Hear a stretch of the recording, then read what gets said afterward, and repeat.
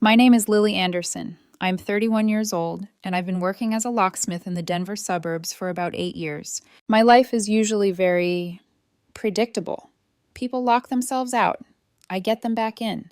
I install deadbolts, fix old knobs, upgrade security systems. Most days are a blur of metal, key dust, and people saying, "Oh my God, I can't believe I did that." It wasn't glamorous, but it was solid, stable, safe. That's what I thought my relationship was too. My boyfriend, Caleb Vale, is 34. He's a marketing coordinator downtown, the kind of guy who always has a polished presentation ready, even if it's just about which brunch spot we should try next. We'd been together for 2 years. We weren't perfect, but we were good, or I thought we were. We had a trip to St. Lucia booked for 3 months out. All-inclusive resort, ocean view room, obnoxiously romantic couples, massages, the whole thing. I'd taken extra late-night call-outs to afford my half. Every time I dragged myself home at 2 a.m., I pictured turquoise water and Caleb's hand in mine. That's the version of my life that existed up until one Saturday morning. It was about 8:00 a.m. at Caleb's duplex. I woke up to this cozy smell, bacon. For a second, half asleep, I thought he was cooking breakfast. Then I rolled over and saw he was still snoring beside me, mouth slightly open, definitely not flipping anything on a stove. I patted downstairs in one of his t-shirts. No one was at the stove. The smell wasn't coming from his kitchen. Caleb wandered down, rubbing his eyes. "Smells good," he said. "Mason's probably cooking up something next door." Mason is Caleb's neighbor, mid-20s, quiet, kind of scruffy, but always polite when we passed each other. We figured he was doing a lazy Saturday fry-up. We joked about asking for a plate and then forgot about it. By 11 a.m., the smell had changed. It wasn't warm breakfast anymore. It was sharper, chemical. That acrid, metallic scent you get when something's been left on the burner way too long.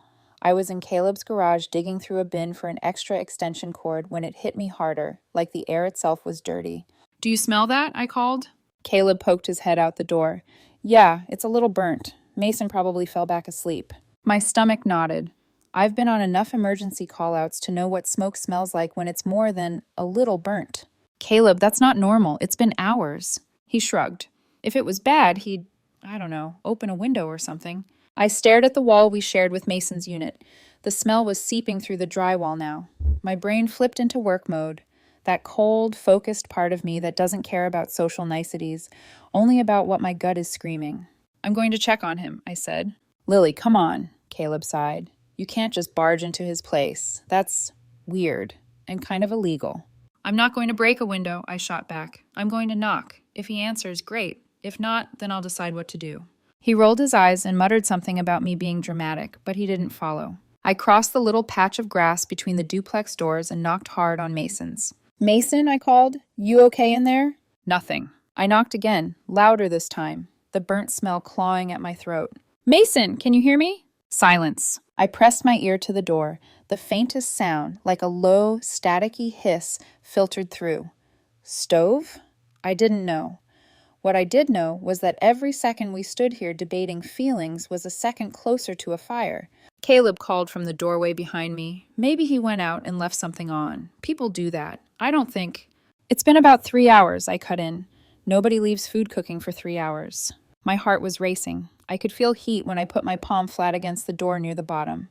Not raging fire heat, but wrong heat. "Caleb, this is bad." "Lily, you're a licensed locksmith, not a firefighter," he said. "If you break in..." "I don't have to break anything," I snapped. "I can pick the lock." "And get yourself arrested?" I turned and looked him dead in the eye. "I would rather get in trouble than let someone die 2 feet from us while we stand out here talking about how you feel about it." He flinched like I'd slapped him, but he didn't say no again. I ran to my truck, yanked open the side compartment, and grabbed my lockpick set. My hands knew the motions on autopilot. Tension wrench, pick, listen for the feedback in the metal. The whole time my brain was a loud, single note. Hurry, hurry, hurry. It took me 45 seconds to get the door open. The second the latch gave, smoke poured out, thick and aggressive, like it had been waiting for an escape route. "Call 911, I shouted over my shoulder and dropped low, crawling inside. Visibility was almost nothing. The kitchen was a gray blur. I followed the source of the heat and found the stove, a pan sitting on a glowing burner, more char than food. I twisted the knob off and shoved the pan to a cold element, coughing. "Mason!" I yelled, voice cracking. "Mason, where are you?" I almost tripped over him. He was sprawled on the kitchen floor, face slick with sweat, chest rising shallowly. There was a pill bottle on the counter, overturned. My heart slammed into my ribs. I checked his pulse with shaking fingers. It was there, but faint. "Okay," I whispered more to myself than to him. "Okay, I've got you." I hooked my arms under his shoulders and dragged. I'm not a big person, but adrenaline makes you forget your size. For a moment, it was just me, him, and the smoky air fighting me every step toward the door. Behind us, I heard sirens faint in the distance. Caleb must have actually called. We burst out onto the lawn, and I gulped in clean air, still hauling Mason until we were clear of the doorway. I rolled him onto his side, kept talking to him even though he wasn't responding. "You're okay, Mason, you're okay. Stay with me. They're coming." Caleb hovered a few feet away, pale, phone in hand, eyes wide like he was watching a movie he hadn't paid to see. The paramedics pulled up about 8 minutes later. They took over, oxygen mask, vitals, the whole efficient blur. One of them looked at me and said, "You got him out just in time. Another 20 minutes?" This could have ended very differently. Another paramedic muttered something about smoke inhalation and whatever he'd taken the night before. All I caught was, "She definitely saved his life." They loaded Mason into the ambulance. I stood there shaking, the adrenaline wearing off, my lungs finally realizing how much smoke they'd pulled in. An officer took my statement. I explained that I'm a licensed locksmith, that I entered with non-destructive methods because I believed there was imminent danger. He nodded along and said I'd done the right thing, that they'd file the report in case anything came up with my license. The cop even smiled. "You probably saved not just him, but the building. You would think that would be the end of it. You would think my boyfriend would be proud. You would be wrong." The rest of Saturday, Caleb was quiet. Not just processing quiet, cold quiet. He barely made eye contact. When I tried to talk, he answered in one-word replies. By Sunday morning, the tension was so thick it felt like a second ceiling. "We need to talk," he finally said, sitting across from me at his kitchen table. My stomach dropped. Nobody ever starts a happy sentence that way. "Okay," I said carefully. "What's going on?" He folded his hands, like he was about to present a quarterly report. "I'm really upset about what you did yesterday." I blinked. "About saving Mason's life?" "That's not what I'm talking about," he said. "I'm talking about the fact that I told you it was probably nothing, and you just ignored me and did whatever you wanted anyway." I stared at him. For a second, I genuinely thought he was joking. "Caleb," there was smoke pouring out of his front door. He was unconscious on the floor. "If I hadn't gone in—" "But you didn't even consider my perspective," he snapped. "I said we should wait. You dismissed my concerns like they didn't matter." "I had about 30 seconds to decide whether your feelings about trespassing were more important than someone possibly dying," I shot back. "I'm sorry, but that's not a hard equation for me." He leaned back, lips pressed thin. "This is exactly what I'm talking about.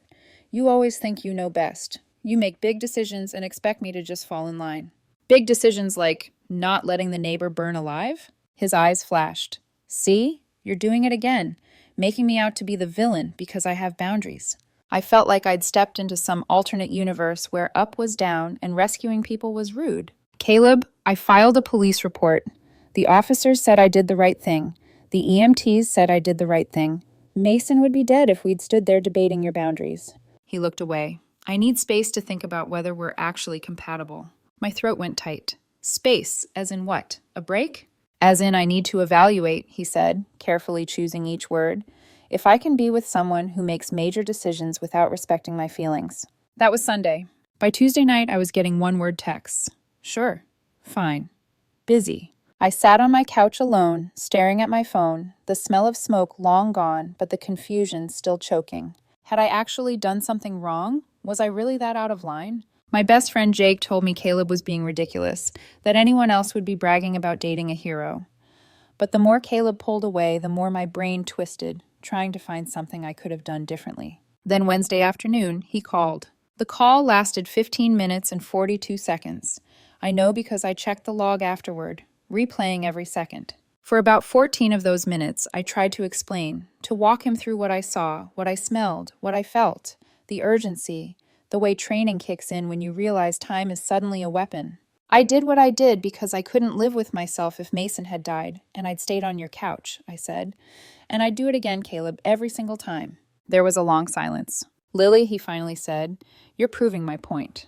You're so focused on justifying yourself that you can't even hear what I'm saying. I swallowed hard. Okay, then what are you saying? I'm saying you don't respect my feelings or my perspective. You just do whatever you think is right and expect me to accept it. Saving someone's life isn't about whose feelings matter more, I whispered. Another silence. Then, I think we want different things. Lily, I don't think this is working.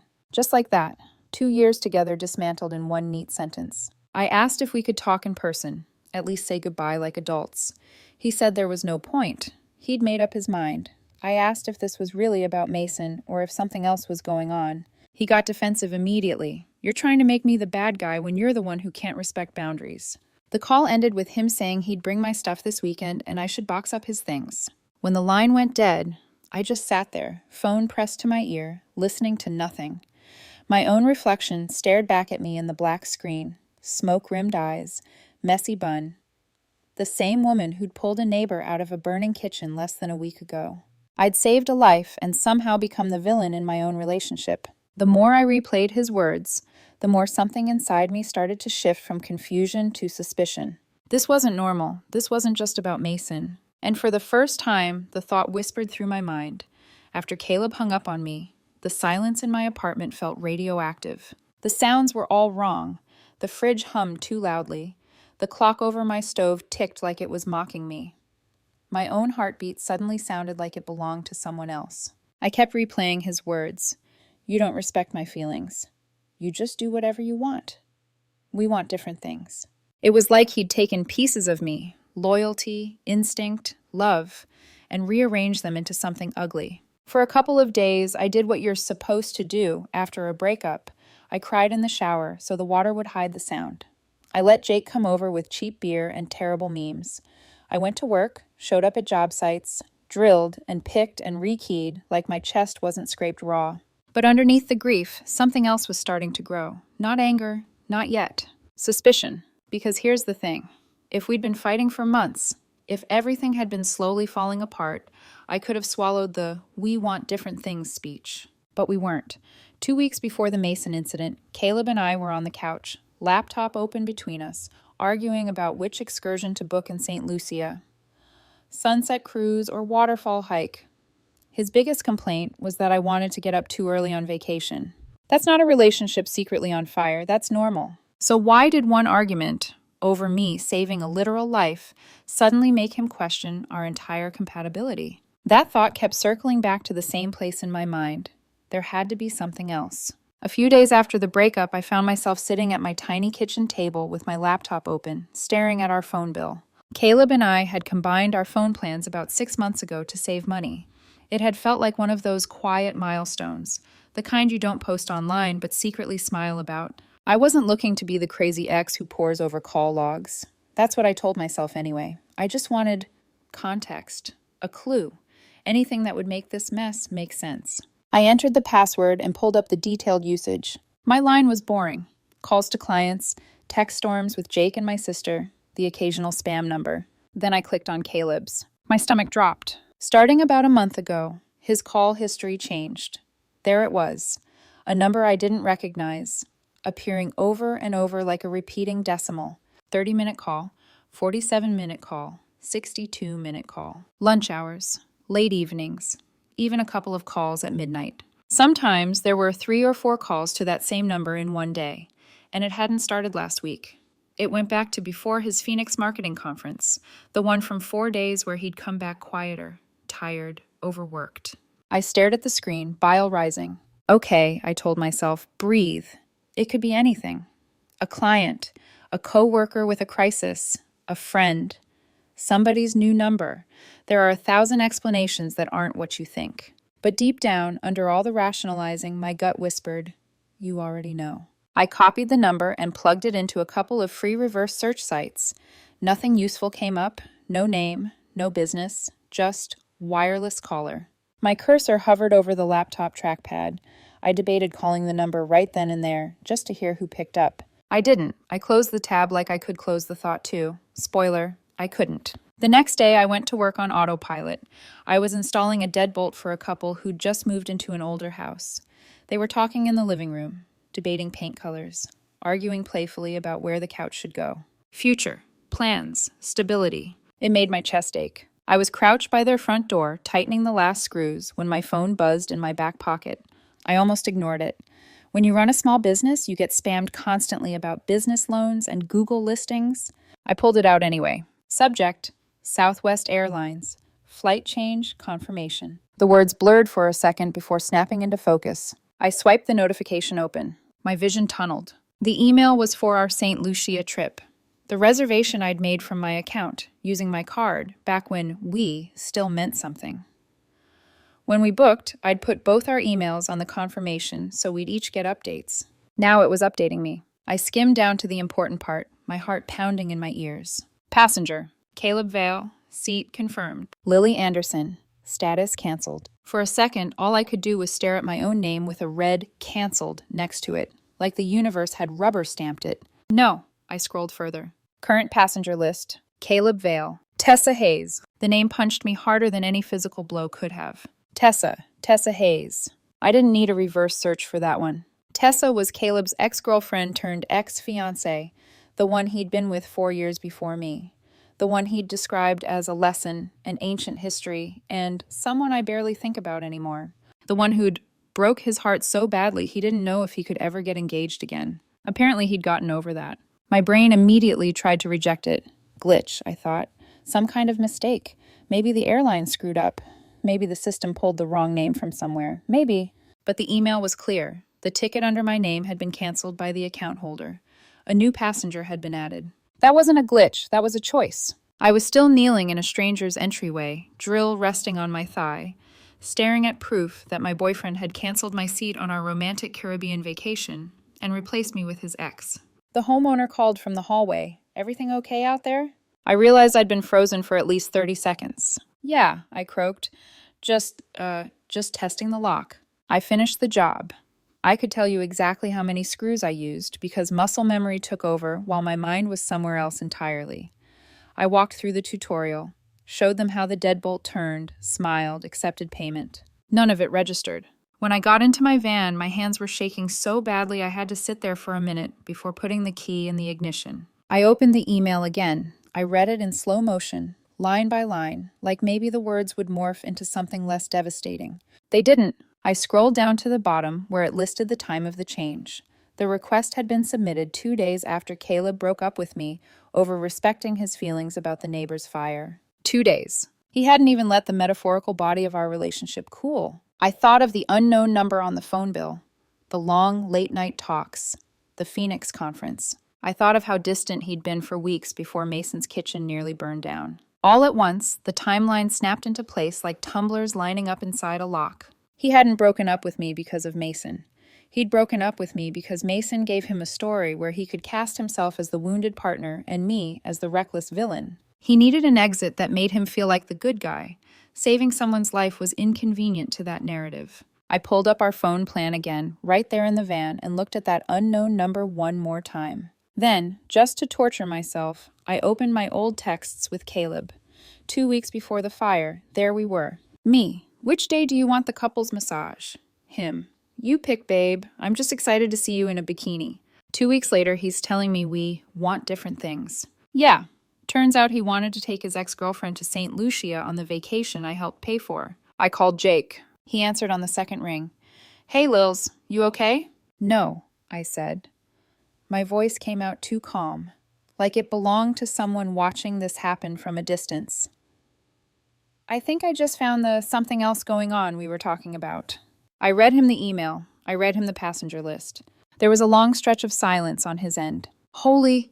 He cut himself off, exhaled sharply. He canceled your ticket and added Tessa? Yep. So the mystery number... Pretty sure that's her, I said. The call started before Phoenix. Then he goes to that conference, comes back weird, and a month later, I'm the boundary-violating villain, and she's going to St. Lucia. He's been planning this, Jake said quietly, using the fire as his exit ramp. I stared through the windshield at nothing, blood roaring in my ears. It wasn't just heartbreak anymore, it was humiliation. Every moment I'd spent agonizing over whether I'd disrespected his feelings suddenly felt like a bad joke. He hadn't been questioning our compatibility because of my ethics. He'd already replaced me. He just needed a reason that made him feel less like a cheater and more like a victim.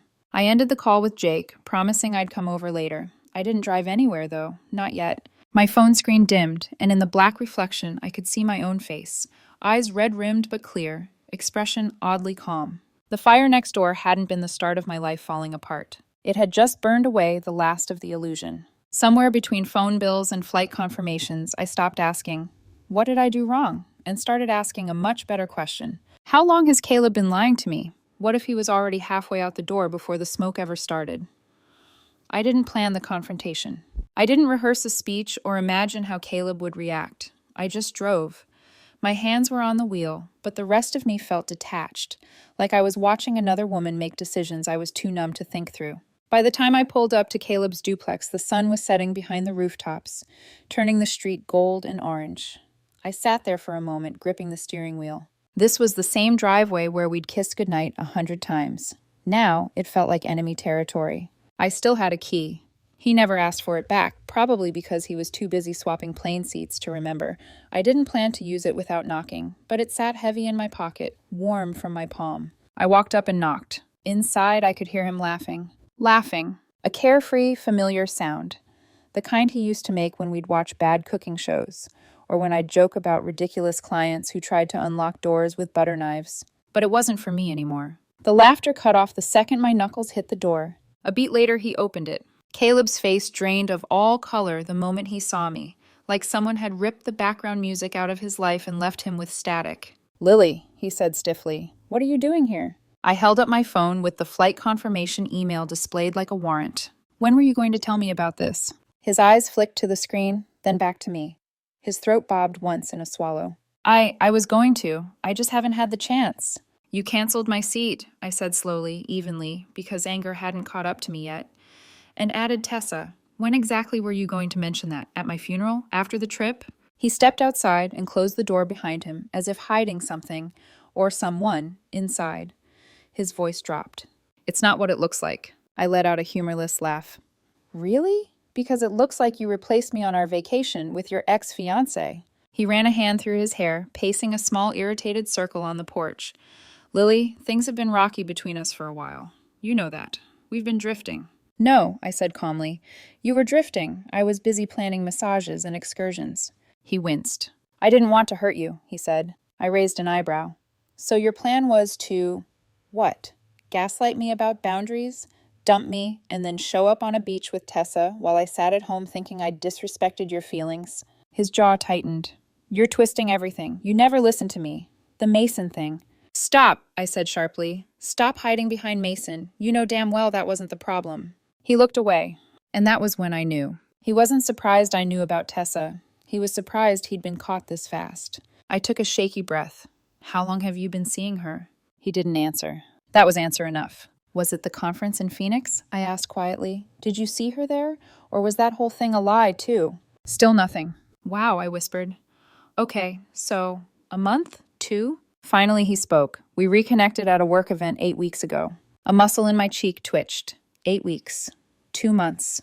2 months of secrets, lies, and emotional distance that I'd blamed myself for. "And by reconnected, you mean..." He exhaled through his nose. "We talked. Caught up. She apologized for how things ended." "And then?" "And then we got coffee," he said. "Just coffee?" I asked.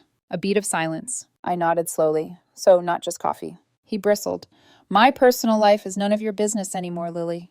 "Personal life?" I repeated. "Caleb, we were still together while you were having coffee and whatever else with your ex.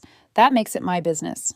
He didn't deny it. Not once. I stared at him, trying to reconcile this version, the man with the shifty eyes and defensive posture, with the one who used to kiss my forehead before work. "When did you start sleeping with her?" I asked bluntly. His jaw clenched. "That's not..."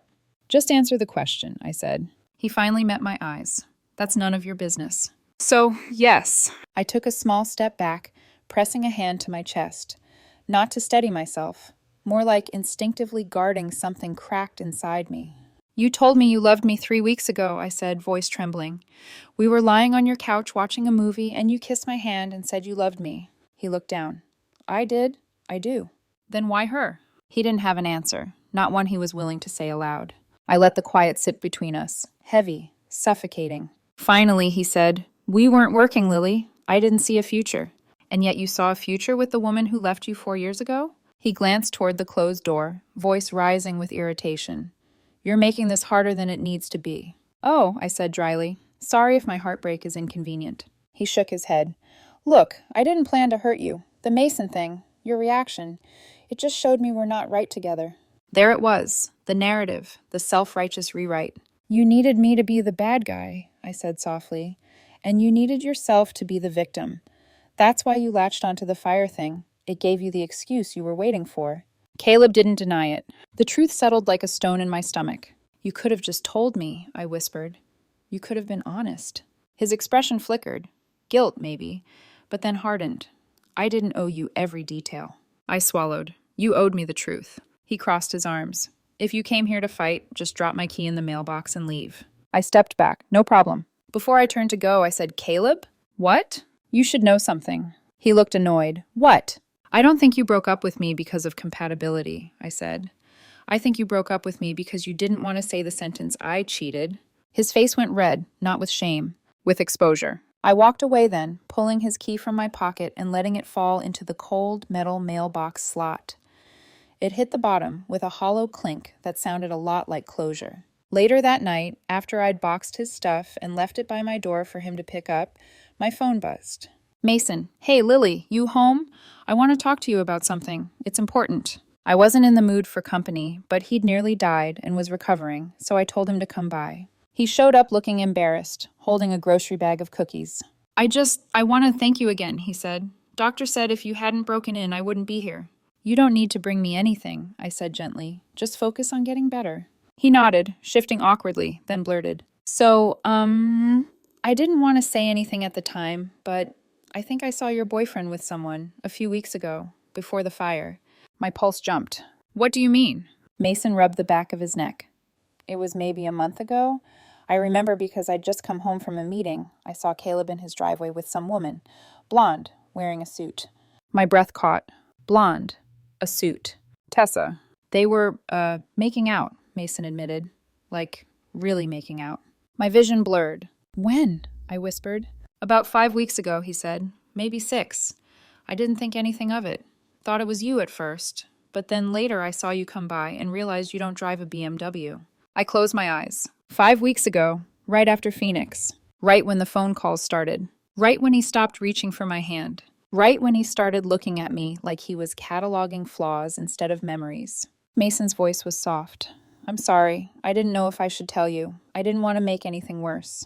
You didn't, I whispered. You gave me the truth. And suddenly everything, every cold shoulder, every accusation about boundaries, every we need space, clicked together like a lock tumbling open. He hadn't fallen out of love with me slowly. He'd replaced me quickly. Before the fire, before the fight, before the breakup.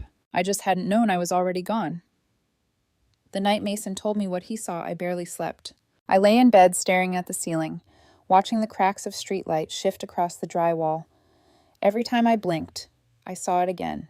Caleb in his driveway, hands on someone else, lips on someone else. A month before he accused me of not respecting boundaries. A month before he manufactured a breakup.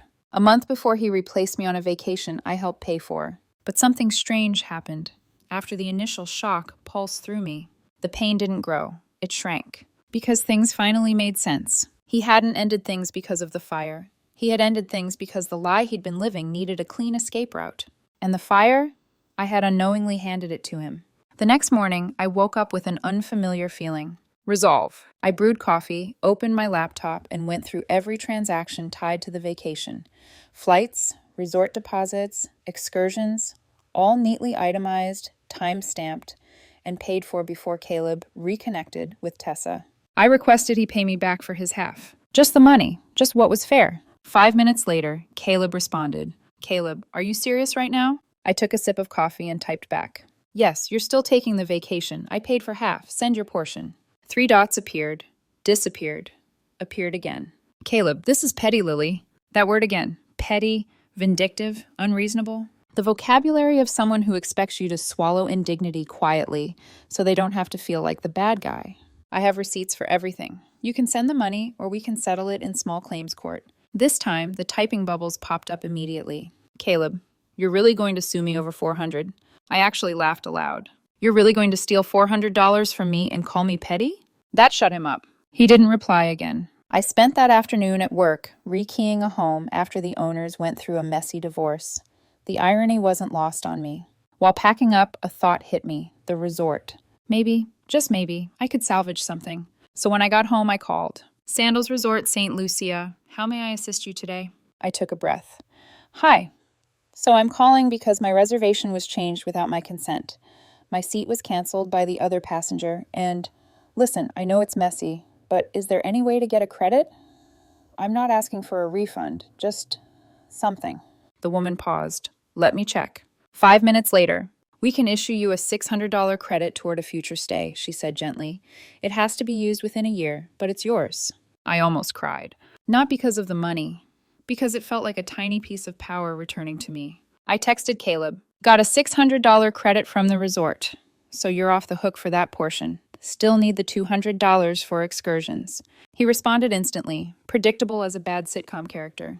Caleb, are you kidding me? Dead serious. Venmo works. 20 minutes later, $200 hit my account. The note on the payment? Hope this makes you happy. I stared at it for a moment, feeling absolutely nothing. Happiness wasn't what I wanted from him. I just wanted closure, and I had just bought myself a small piece of it. A few days later, I went to Home Depot to pick up some replacement cylinders for a commercial job.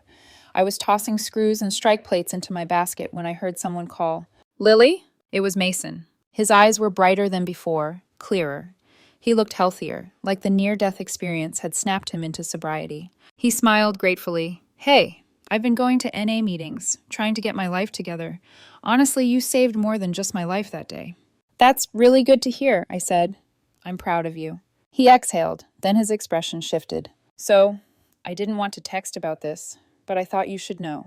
A nervous flutter moved through my stomach. Know what? Mason leaned in slightly, lowering his voice. I saw Caleb and that woman, the one he's with now, fighting in the driveway yesterday. I froze. In the driveway? I repeated. Yeah, he said. It was loud, like the whole street could hear. He was yelling about the timeline and trust issues. Something like, how do I know you won't do this to me? And she kept saying it was different, and she loved him. I stared. He continued quietly. It happened again today. Same thing, yelling, crying, slammed doors. A slow, cold realization moved through me. Consequences. Not karma, just consequences. A relationship built on lies can't support its own weight. Thanks for telling me, I said softly. Mason nodded. You deserve someone who doesn't run around behind your back. He hesitated. For what it's worth, he looks miserable. I shrugged. He's not my problem anymore. And for the first time, I meant it. That night, Jake forced me out of the house for a Nuggets game. He tossed me a beer the second I walked in. Lily, to your freedom, he declared, raising his bottle. I clinked mine against his. To my sanity, I said. We didn't talk about Caleb. We talked about dumb internet clips and office gossip and how Jake's coworker accidentally stapled his tie to a presentation packet. I felt normal. Not healed, not over it, but normal. And a few days later, something even stranger happened. I went on a date. Not a proper date. Just coffee with a guy I'd met at the hardware store while staring too long at drill bits and forgetting which aisle I was supposed to be in. He was kind, funny, normal. For 90 minutes, I didn't think about Caleb once. When the barista cleared our cups, I realized something important. My life was still mine. My future was still mine. My heart, surprisingly, was still mine. One man's betrayal didn't break me. It freed me. I just didn't know it yet. The next morning, something happened that confirmed everything. Proof that Caleb and Tessa couldn't outrun what they'd done. Jake called, voice breathless with excitement. Lils, sit down. You won't believe this. What? Mason just texted me. He saw them again. Huge fight. She was yelling about how you were unfair to her. He was yelling that she lied about when they reconnected. I blinked. She's complaining about me? Apparently she says you're making things messy. I let out a slow breath. Guilt, fear, insecurity. They weren't falling apart because of me. They were falling apart because that's what happens when you stitch a relationship together with someone else's heartbreak. I wasn't their villain. I was their mirror, and they didn't like what they saw. 3 weeks passed. 3 weeks of silence from Caleb. 3 weeks of not seeing his name light up my phone. 3 weeks of reclaiming my life in small, steady ways, buying new sheets, reorganizing my tools, saying yes to weekend plans instead of being available for someone who never prioritized me. 3 weeks until the vacation he was now taking with Tessa. And yet, I didn't think about the beach, or the plane, or the room I'd imagined we'd share. I wasn't picturing them lying on a lounge chair together, or sipping overpriced cocktails, or recreating the moments he once promised me. I was picturing something else entirely. Peace. My peace. Because the truth was becoming clearer every day, a truth I never expected to arrive at this quickly. I didn't want him back, not even a version of him that never cheated. I wanted myself back. A few mornings into the 3rd week, I woke to 3 missed calls from an unknown number and 1 voicemail. The number looked familiar. I hit play. Hey, Lily, it's Caleb. I froze. His voice was different, smaller, strained. I know this is out of the blue, but I wanted to apologize. I know I didn't handle things right. I know I hurt you. He hesitated, breathing unevenly. I made some assumptions that weren't fair. Things weren't what I thought. I thought you deserved to hear that. I stared at my phone until the screen dimmed. Assumptions. Not lies, not cheating, not betrayal. Assumptions. Even now, he couldn't say it honestly. I didn't call back. His guilt wasn't my responsibility anymore. I deleted the voicemail. That afternoon, I went to the breakfast place Caleb and I used to go to every other Sunday, partly out of defiance, partly because they had the best pancakes in Denver. I slid into a booth, ordered coffee and a plate of blueberry pancakes, and let myself enjoy the quiet hum of weekend morning chatter. For the first time in months, the air didn't feel heavy. Halfway through my meal, a shadow flickered across the table. I looked up. Caleb and Tessa stood in the entryway. They both froze. Caleb's face went ghost white.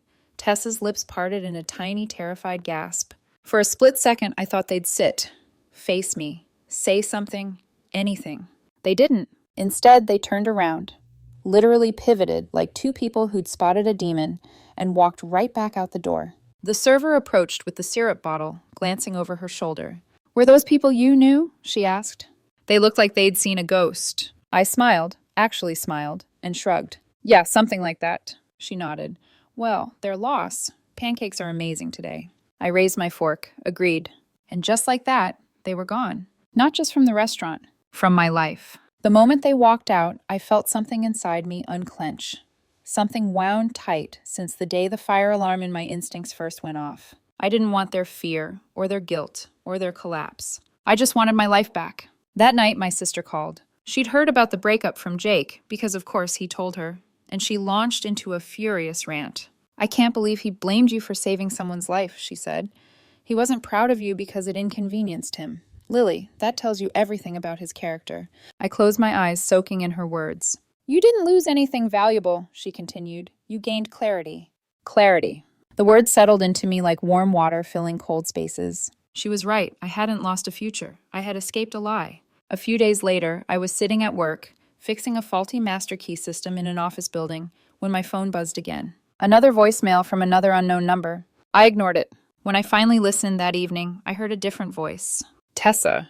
She sounded like she'd been crying. Hi, Lily. I don't know if I should be calling you, but I just wanted to say I'm sorry for everything. Things have been complicated, and Her voice broke. I didn't know the full story. I thought, I don't know. I shouldn't have believed everything Caleb told me, and I shouldn't have let it go this far.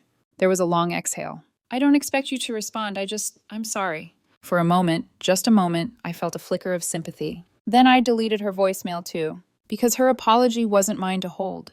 Her regret wasn't mine to process. Her guilt wasn't mine to absorb. I had carried enough for all of us. The next morning, Mason dropped by the shop with a small white box. My mom made cookies, he said shyly. She wanted to thank you again. He hesitated, then asked, How are you holding up? I gave him the most honest answer I'd given anyone. I'm okay, really. It hurt at first. But now, I'm starting to see it as a blessing in disguise. He nodded. You didn't lose your girlfriend, he said, echoing his own recovery mantra. You just found out who she really was. I smiled. Exactly. And that's the truth I carry with me now. I didn't lose Caleb. I lost the illusion of who he pretended to be. I lost the future he never planned to give me. I lost the version of love that required me to shrink myself so he could feel big. But I didn't lose myself. I found her. In the firelight of Mason's kitchen. In the hollow of an empty vacation seat. In the silence after deleted voicemails. In the peace of a breakfast booth I refused to surrender. In every night I slept a little better than the last. I am moving forward. I'm using my resort credit next summer. Maybe alone, maybe with someone new. I'm planning a camping trip with Jake. I'm visiting my sister in Seattle this spring. I'm eating better, breathing easier, laughing more, and I'm done mistaking someone's absence for my loss. Some flames burn houses to the ground. Others burn illusions to ash. And sometimes, if you're lucky, they reveal the truth beneath the smoke. You weren't left behind, you were set free.